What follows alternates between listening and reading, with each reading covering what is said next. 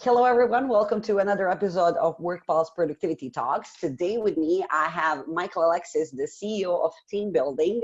We're going to be talking, as always, about productivity, some great productivity tips. His company actually does a pretty cool management technique for their projects that ensures productivity. Let's start off with some of the basics, like what it is that you guys do. How does your company exactly work? Sure. So we are a team building company, which means we serve clients like Google, Facebook, Amazon, Apple, many others, small, medium sized as well. But those being some of the best known. Team building is when you get your employees together to have fun together and relax and build relationships. So this is what we do via teambuilding.com. Specific examples, we have unconventional museum tours in cities like New York City and San Francisco.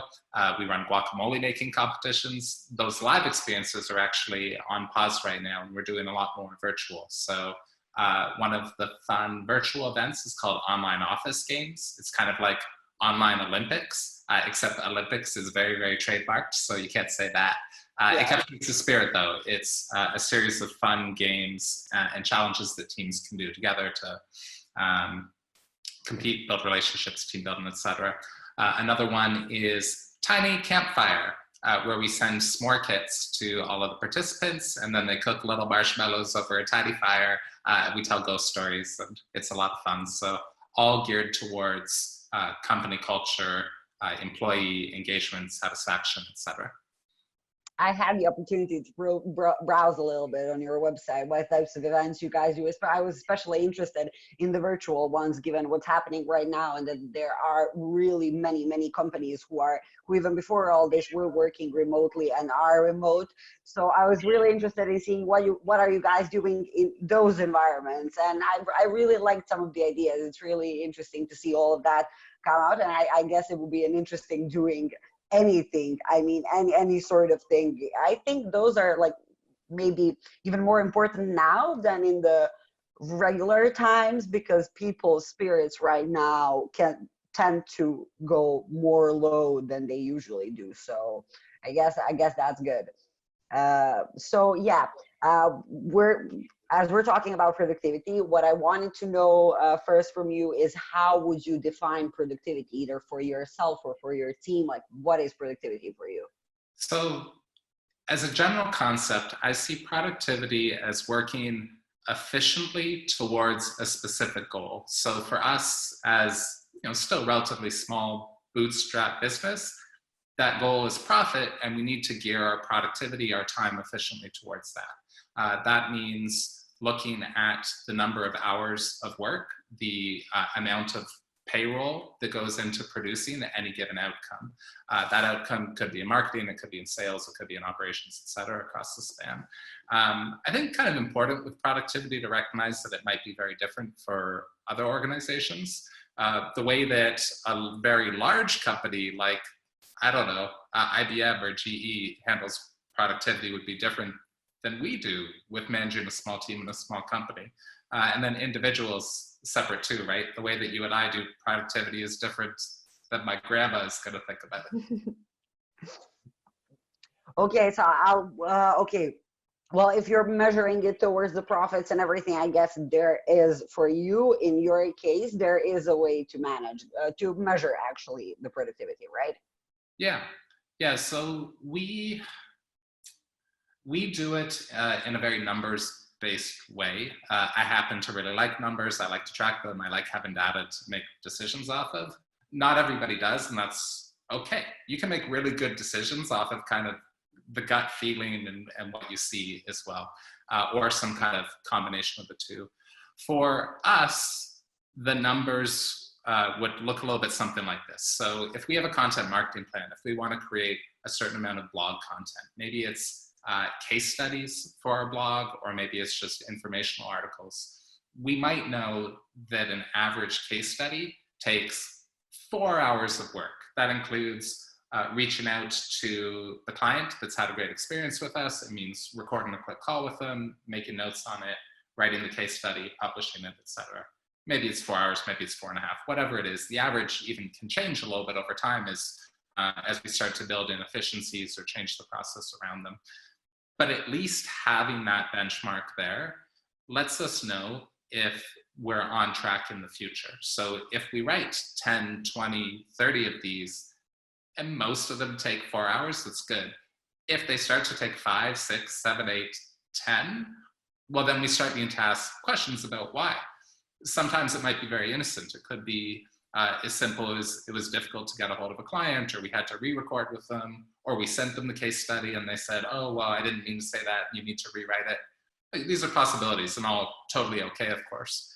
If it was something with our team, it could be a sign of disengagement, right? Sometimes people, especially working from home, like we do, you could turn a 4-hour project into a 10-hour project pretty easily because you get distracted with other things, you're looking around the internet, etc. None of that assuming kind of bad intentions on the part of the people. It's just kind of a reality of work and being people and what we do. So having some kind of standardization of metrics across the board lets us look at it objectively and make decisions to support our people and processes. Okay, yeah, sounds like you have a good system in place. You mentioned something in the initial email about 4-week cycles that you guys are doing, that has really helped you maintain the level of productivity that you have and even increase it. So tell me a little bit more about that. Like, how does the process look like? I love 4-week cycles, and it's something that I wish I could take credit for. I actually got it from Noah Kagan of okdork.com and appsumo.com. Noah and I were chatting, and he made the suggestion to get us aligned around company goals and priorities. So here's how it works. At the beginning of the 4-week cycle, I sit down with our managers, and we come up with a list of projects for that month, and they're very specific. If it was marketing related, it would be not just we want to produce some case studies, it would be we want to write and publish 5 case studies by the end of the month with these parameters around them. Maybe it would be something related to encouraging reviews, more reviews on Yelp or TripAdvisor or other platforms we have. Maybe if it was an interview project like this, you had mentioned to me that you're recording about 20 of them. So it would be 20 by the end of the month. So whatever it is, putting numbers, putting guidelines for what the expectation is. And then over that month, those projects are considered the highest priority by far. They're not like should do's or could do's or we should probably do's. They're we absolutely must do these things because they're critical to our success. Being able to rely on us making plans and doing the work to see it through, very, very critical to continuing to move the forward, kind of onward and upward. So anything else that comes up is considered lower priority than those by default. At the end of the month, I meet with the managers again, and the expectation is that they come to it with a report where everything has been checked off and there's a clear explanation of each one. So if it was writing long form content, 3 pieces, it would be, here are the 3 pieces that were written. If it was something related to a social media goal, if we wanted to get another, 5,000 followers, here is where we are towards that goal, et cetera, et cetera. So it's all very, very clear. The kind of process, the interesting thing about 4-week cycles, and I think the reason it works so well for us, is that as like a small team and a small bootstrapped company, we are fortunate to be very nimble, right? We can change our direction every day, every hour if we want to, which is okay if you're operating from a position of management and thinking about the general direction of the company. It's very, very difficult for employees to keep up with, because they might start on a project and then you shift to something else and then, oh, we're focusing on this today and this is where the time is going or the money's going or whatever it happens to be. So 4-week cycles give everybody stability, it gives clear expectations, and I've been wildly impressed that our team is able to consistently keep up and manage and deliver on the expectations we set each month. And I credit that towards their excellent work ethic, but also just the simplicity of these are the must-dos. And when you decided to implement this system, was there any pushback on the employee side? How did that process look? I guess it's not just deciding, oh, look, guys, we're doing this, and then all of a sudden it all works perfectly. There was no pushback. Actually, I think everybody was very into it. It is, again, a system that benefits not just the company, but the people. It's stressful to work in an environment where everything's changing all of the time. So having this regularity of at least everything's going to stay the same for 4 weeks is very, very good for them to be able to plan their work, them to be able to see the input and the contribution they make. At the end of the month, they can say like, look, here's the 30 things that I did, which is very good, I think, for a personal sense of accomplishment, and also very, very clear the contribution they make to the organization and the effort they put in, and something that we can then make decisions around promotions and pay increases and bonuses and everything else. Yeah, it's good. It reflects good on the employee engagement, I believe, as well, and it makes, I mean, engaged employees are, of course, more productive employees in return. So it's a win-win situation, obviously.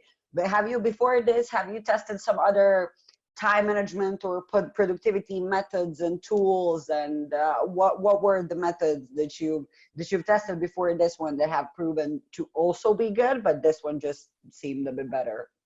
Yeah, we've done a lot. So I'm personally a little obsessed with personal productivity, right? I always want to figure out how to leverage my time better, and figuring that out with a team was different, because you can't just say like, oh, this works for me, it'll work, like all of you do it too, it'll work well. It doesn't work that way. So finding kind of systems and processes that support a diverse range of people and work styles, et cetera, is important. We tried Trello early on. We still use Trello to track some projects, but we had like a master Trello board for project management, and it was very pretty. It had dates and times and automations and things on it. It worked for a short time, but for us, that wasn't a long-term solution for our team. It was just people didn't want to log on. They didn't want to update stuff. They didn't want to do this. So we put that aside. Zapier has been excellent for productivity and performance. A little bit different in that it's more about creating higher leverage in any given role than personal productivity, right? So Zapier is a system where you can set up robots to do the work with you. It can connect your email platform to Slack, to your HR systems, to whatever it happens to be. We use it a lot.